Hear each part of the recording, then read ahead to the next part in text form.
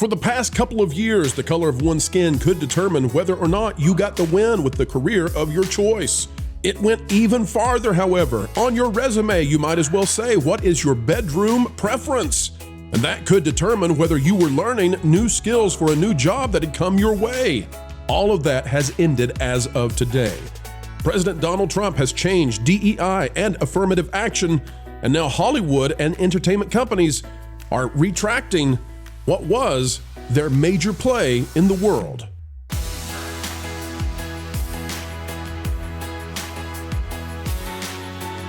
Hello, folks. Welcome back. We are so happy to have you. Overjoyed might be the word of the day every time you come stop by and play with us. Today, we are talking about a seismic shift, and we do not know yet how entertainment corporations, companies, studios are going to right the ship so that they are not under the ire of the Justice Department under Donald J. Trump. President, that is. Orange man bad?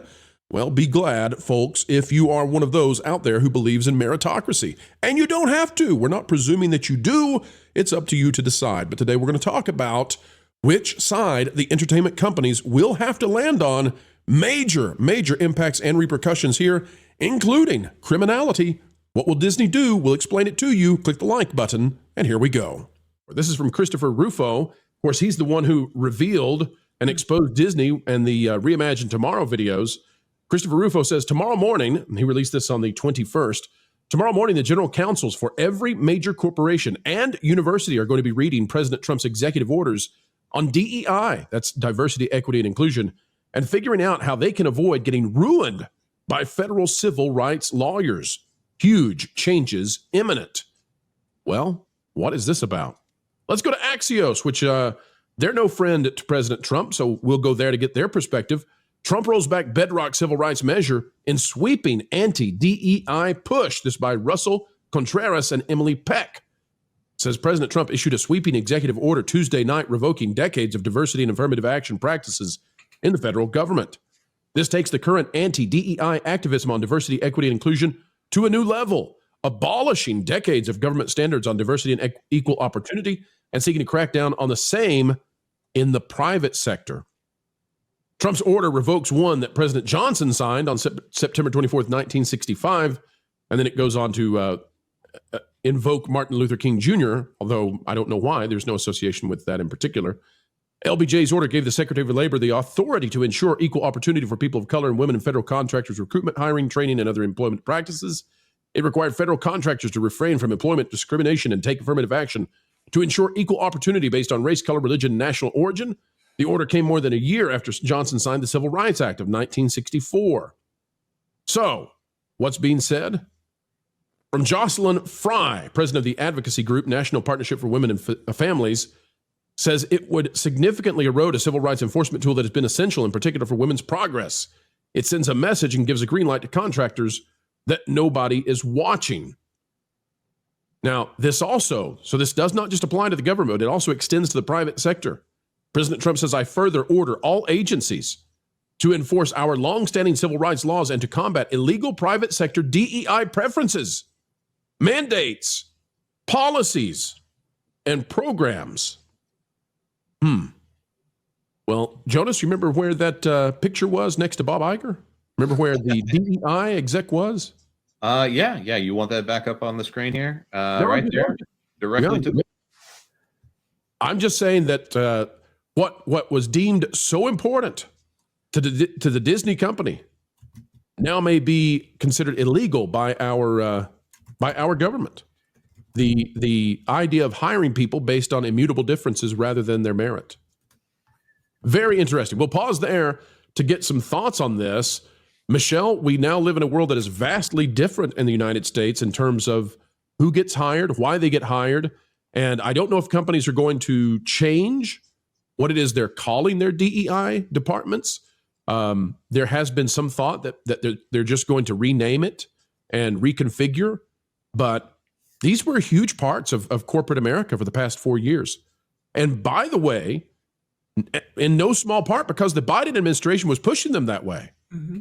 They wake up today and they may be prosecuted now for hiring people based on the color of their skin or their their stated sex or gender or what have you, which now, according to the U.S. government, there's 2 genders. So that changed as well real quick.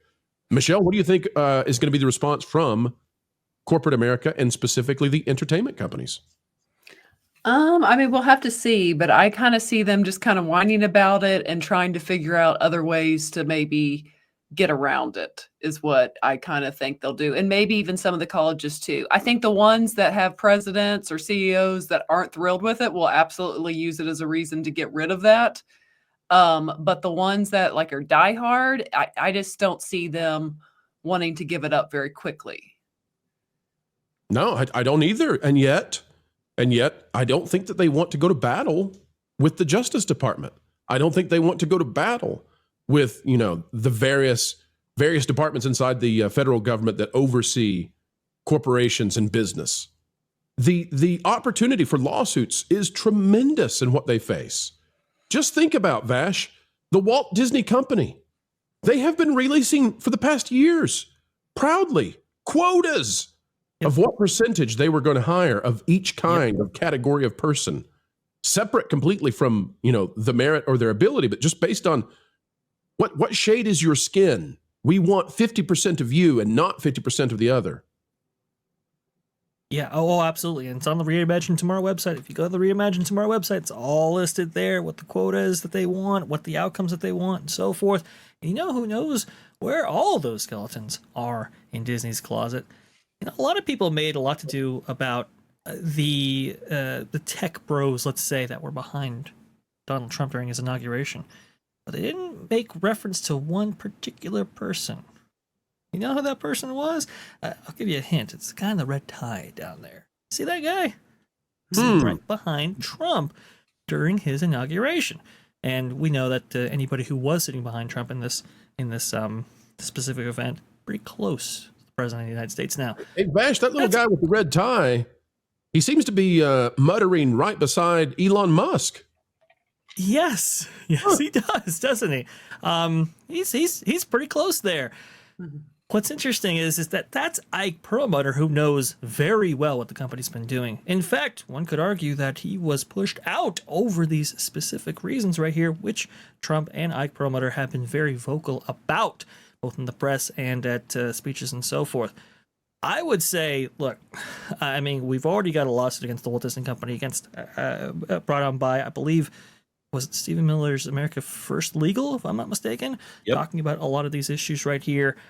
This EO, by the way, that the president signed, it does have a provision in which states, at least for the public sector, that if a agency wants to obscure or obfuscate this DEI branding here and go with another branding, that the people within that organization have they have a compulsion to come forward within 10 days and make the administration aware of it. I mean, they're very serious about this specific order here.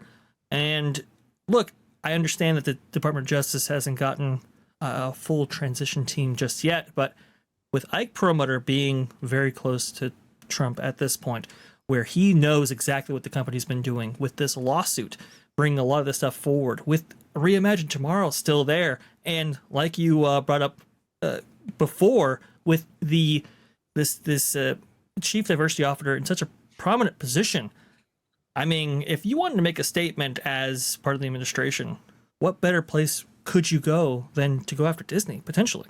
And just thinking through this, Vash, so that Ike Perlmutter guy, former boss of Marvel, standing right next to Elon Musk, just behind President Trump and his family at the inauguration. Elon Musk is waging a war against Disney still. Correct. I mean, he hasn't stopped. He's still funding the Gina Carano lawsuit that could break open Disney completely. Perlmutter, I had not thought of this. You're exactly right, though. Perlmutter would know where the bodies are buried in terms of what Disney's been up to with DEI.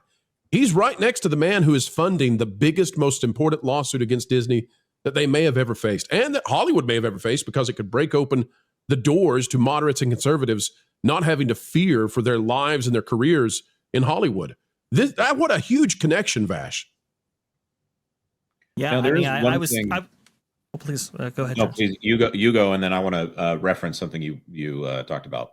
before. Absolutely. I was stunned watching the inauguration live. I couldn't believe Ike Perlmutter was sitting right behind Trump during this whole thing. I was like, whoa, they have become far closer than I recall them being. So, and you have to expect, because of his position there, that he's going to, have some type of role in informing policy to the president. Please go ahead, Jonas.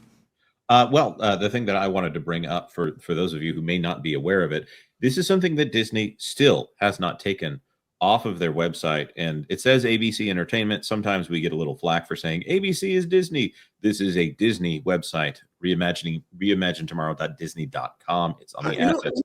I don't care if we take flack for calling ABC Disney. They are Disney. Mm-hmm. Well, I say we take flack for it, but we're correct. They want characters 50% or more regular or recurring written characters come from underrepresented groups. But that's on-screen presentation. Going down to creative leadership, 50% or more of producer and above on writing staff and 50% of more of co-producer and below on writing staff come from underrepresented groups, 50% or more episodic directors. It goes on like this.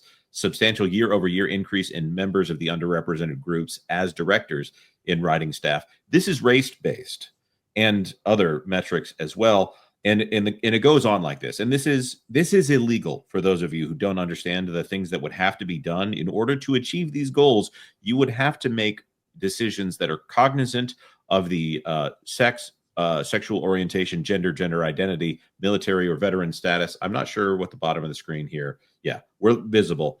Just this at the bottom. Context is critical when evaluating if a group is underrepresented.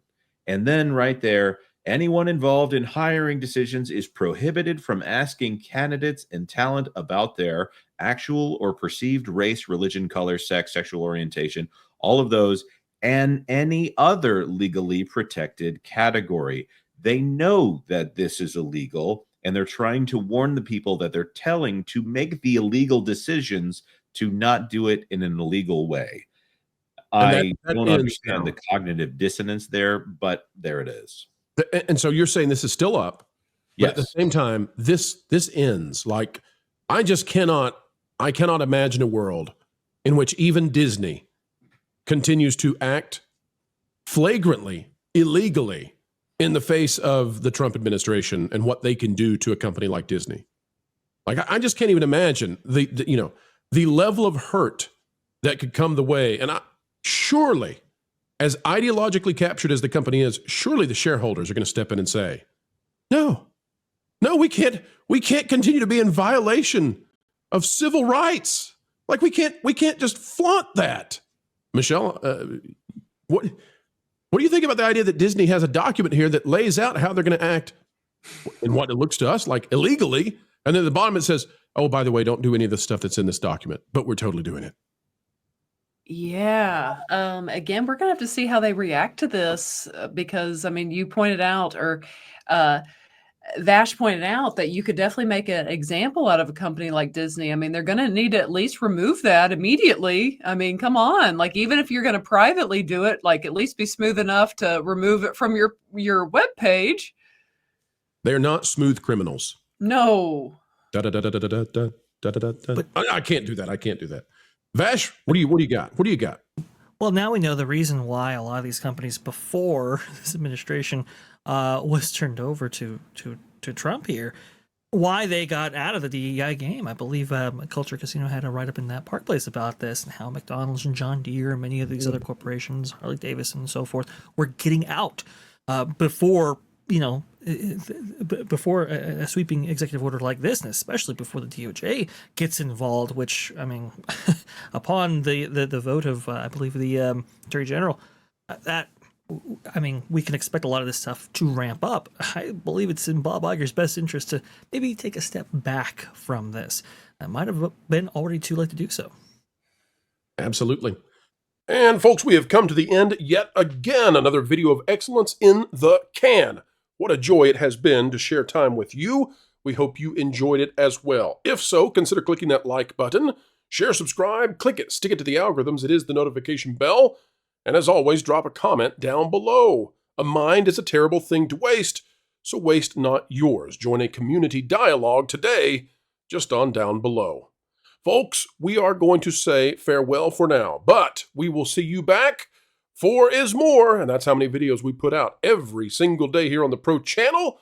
Hope you enjoy them all. Until the next time, keep learning, keep growing, and as always, keep having fun.